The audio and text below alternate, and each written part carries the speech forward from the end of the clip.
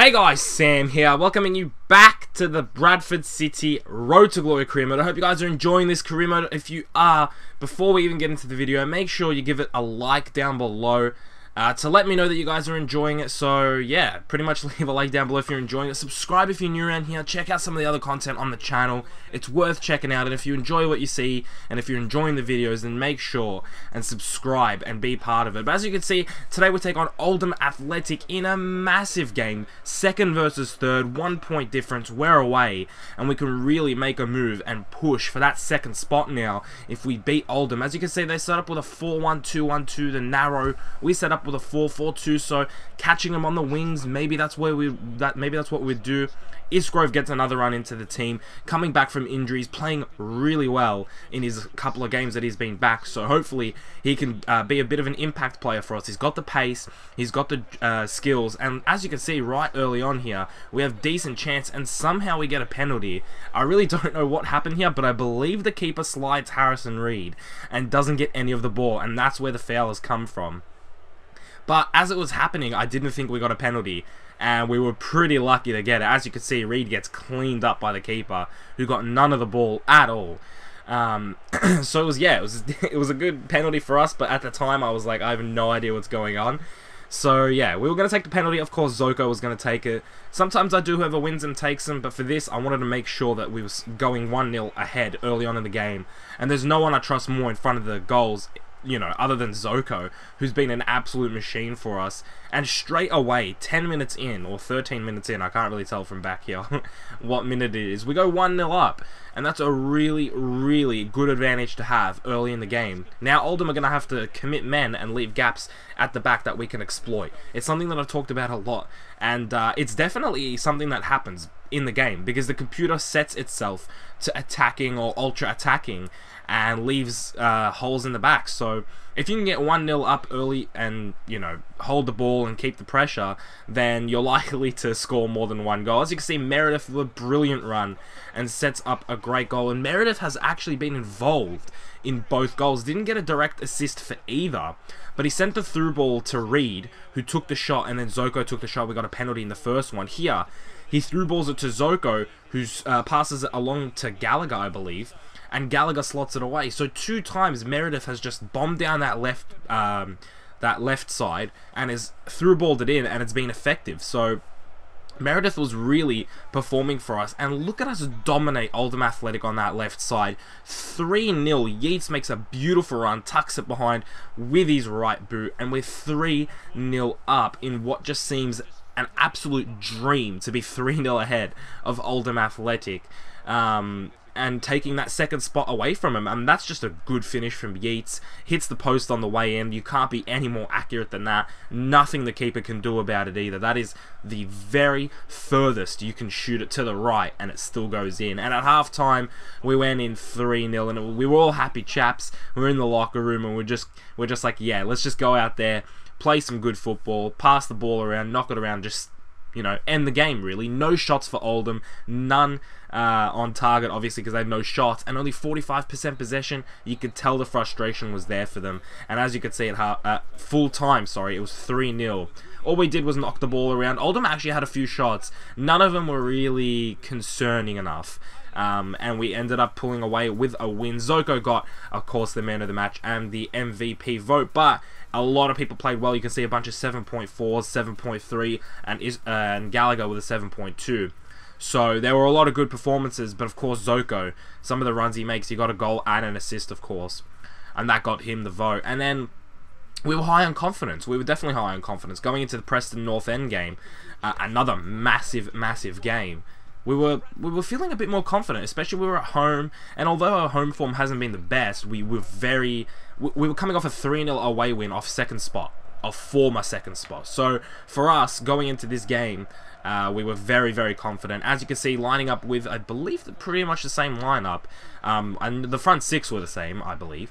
And Preston set up with a 4-5-1 with Beckford up front, who's got a lot of pace and can damage on the counter-attack. So instantly, we were looking out for that. And Isgrove, as you can see here, with a beautiful run, cuts in, does a little roulette, and I accidentally was holding L1 when I shot. I didn't mean to chip, but unfortunately, I did. But Reed here runs through the defense somehow and just smashes that in the corner.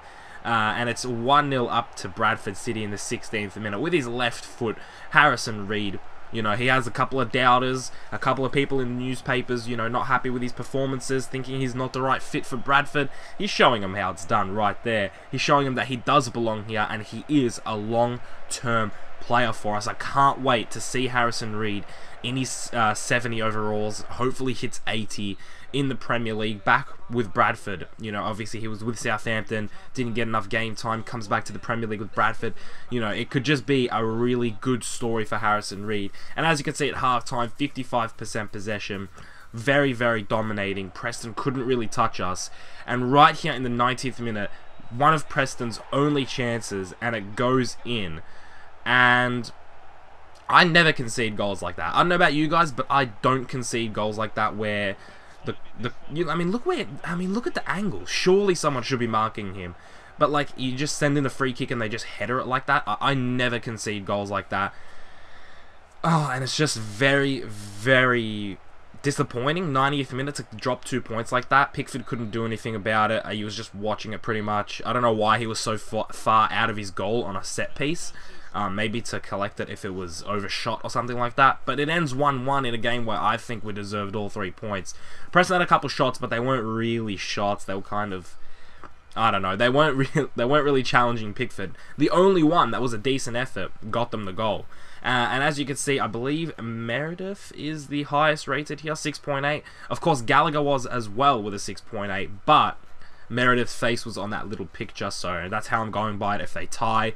So Meredith got the vote here, and I think Meredith has been a very underrated player for us. He doesn't necessarily get the stats, you know, the assists or the goals, but his movements and his bombing down the wing and his crosses are really, really effective, and he's actually a very, very good player. It's good to have two solid left backs in Halliday and Meredith that I can rely on, and both of them have a legitimate shot of being the #1 left back. And although Meredith has been playing second fiddle for most of the season, it doesn't mean Halliday's spot is you know, confirmed. They're definitely fighting for that left back spot, and both have made very good cases to be in that left back spot. The final game of today's episode, guys, is against Leyton Orient, an away game, and so far we were doing okay, I felt, this episode, with a win, a very commanding win against Oldham, what should have been a win, but still a point to Preston. I felt we were going into this, you know, undefeated this episode. We were looking good, and the football we were playing was good. Again, setting up with a 4-4-2, Clark and Gallagher up front, which means no Zoko, and unfortunately Isgrove was also not fit, so we played Marai, and I do enjoy Marai, but Isgrove's pace just puts him above Marai in my opinion. But as you can see, quite early into the game, indeed, we get a scrappy goal. I don't know how this finds itself in the net. I just didn't understand. It's Little who scores it, the central defensive midfielder. He's all the way up, and I don't know how this goes in, to be honest. I don't know how the keeper doesn't save it. As you can see, he's disappointed. The cross comes in, it's like a deflected cross, and then Little just goes for it, and the keeper, I don't know what happens there. But I'll take it. 1-0, look at this. Keeper just, it deflects off the keeper, and then you think, is it going in, is it going out? The defenders just don't react, they don't try and clear it, nothing. And at halftime, we go in 1-0 thanks to that goal. As you can see, it was quite a boring match, and we had 2 injuries to both our strikers in Clark and Gallagher. They were just knocks, and they sort of got up. But even those can be quite hefty injuries in the long run. You know, the game will end, and then they're out for 6 weeks or something like that. It's very inconsistent. Even if they're not injured, even if they don't get taken off, the injuries can still be quite significant. So you have to watch out for that. And Leyton Orient pulled back an equaliser in the best of fashions. Great team play, and the finish was nothing short of fantastic, and we get another draw at full time, 1-1 to Leyton Orient away. So we picked up 5 points from a possible 9 this episode, so not the best, but we were undefeated. So we played extremely well. I think we deserved it. As you can see, 62% possession with 5 shots. I think we deserved all 3 points, to be honest, but their goal was sublime, so I can't take anything away from that. Little picks himself up a vote in the MVP awards, and Kennedy played very well as well with a 7.3. But that is the end of today's episode, guys. I hope you enjoyed it. I hope you're enjoying the Bradford City Road to Glory career mode. If you are, make sure you smash that like button down below. And if you're new around here, make sure you subscribe if you're enjoying the content. And of course, at the end of every episode, I update you guys on the MVP race. And as you can see, the race is becoming a one-horse race. Zoko is really making a gap on Yeats here, and it's very interesting. We're still, I think, like not even halfway through the season, so there's still time, of course, but Zoko is killing it, and the way he's playing, it's hard to see anyone catching him at this point. Plus, you got to factor in my votes, so he could even have a bigger lead, he could have a smaller lead, you never know. But yeah, it's exciting times. I hope you guys enjoyed the episode. I'll see you guys in the next one very soon, and yeah, keep it real.